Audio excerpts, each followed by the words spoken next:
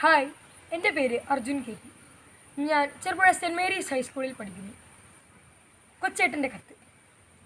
പ്രിയ DCL കൂട്ടുകാരെ, മനസ്സ് നിറയെ മറ്റുള്ളവർക്കായി പകർന്നു നൽകാൻ സ്നേഹം മാത്രം നിറച്ച് യാത്ര തുടങ്ങിയതായിരുന്നു സിസ്റ്റർ ഹേസ്ലെറ്റ് SD എന്ന അധ്യാപികയായി വിരമിച്ച സന്യാസിനി.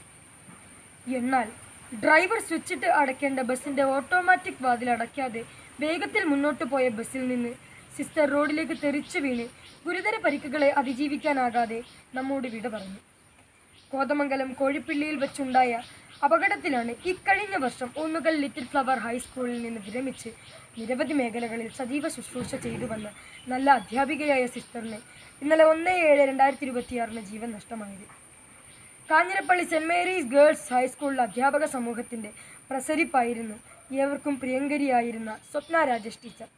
10C ക്ലാസ് ടീച്ചറും സ്റ്റാഫ് സെക്രട്ടറിയും സഹ അധ്യാപകരുടെയും വിദ്യാർത്ഥികളുടെയും മാനേജ്മെൻറ്റിൻ്റെയും അഭിമാനവും ആഹ്ലാദവുമായിരുന്ന സ്വപ്ന ടീച്ചർ ഇന്നലെ 1/7/2026 നന്നായി പഠിപ്പിച്ച് എല്ലാവരെയും സന്തോഷിപ്പിച്ച് വീട്ടിലേക്ക് പോയതാണ്. പതിവ് പോലെ ഇന്ന് രാവിലെ സ്കൂളിലെത്താമെന്ന പ്രതീക്ഷയിലാണ് പ്രിയ ടീച്ചർ പോയത്. എന്നാൽ വീട്ടിൽ വെച്ച് പെട്ടെന്ന് ഹൃദയാഘാതം ഉണ്ടാവുകയും ജീവൻ നഷ്ടമാവുകയുമാണ് ഉണ്ടായത്. പ്രിയ കൂട്ടുകാരെ, 2 ഗുരുശ്രേഷ്ഠർ അപ്രതീക്ഷിതമായി വിദ്യാർത്ഥി ലോകത്തോട് യാത്ര പറഞ്ഞു. ഹേസ്ലെറ്റ് സിസ്റ്ററിൻ്റെയും സ്വപ്ന ടീച്ചറുടെയും വിദ്യാർത്ഥികൾ മൃതദേഹ പേടകങ്ങൾക്കരികിലൂടെ വിങ്ങിക്കരഞ്ഞു നീങ്ങുന്നത് കണ്ടു. വിദ്യാഭ്യാസ കാലത്തിൻ്റെ ഏറ്റവും വലിയ സൗഭാഗ്യം എന്താണ്? ഫുൾ A+ വാങ്ങുന്നതോ കലാതിലകമോ പ്രതിഭയോ ആകുന്നതോ ആണോ? സമ്മാനങ്ങളൊന്നും കിട്ടുന്നില്ലെങ്കിലും താൻ ബഹുമാനിക്കുന്ന അധ്യാപകരുടെ പ്രീതിയും വാത്സല്യവും തന്നോടൊപ്പമുണ്ട് എന്ന ഓരോ വിദ്യാർത്ഥിയുടെയും ആത്മവിശ്വാസവും ഉള്ളിലെ അഭിമാനവുമല്ലേ ഏറ്റവും വലിയ സൗഭാഗ്യം? തീർച്ചയായും മതി.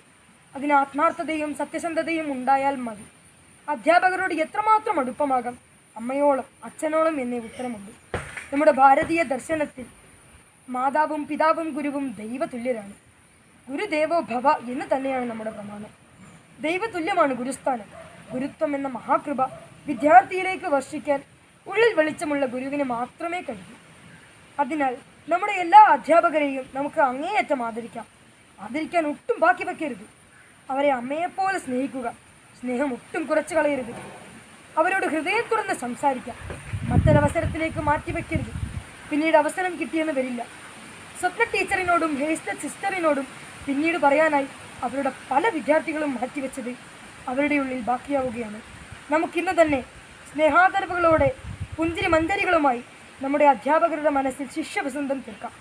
അമ്മയോളം അടുക്കാം. അനുഗ്രഹീതരാകാം. ആശംസകളോടെ സ്വന്തം കൊച്ചേട്ടൻ.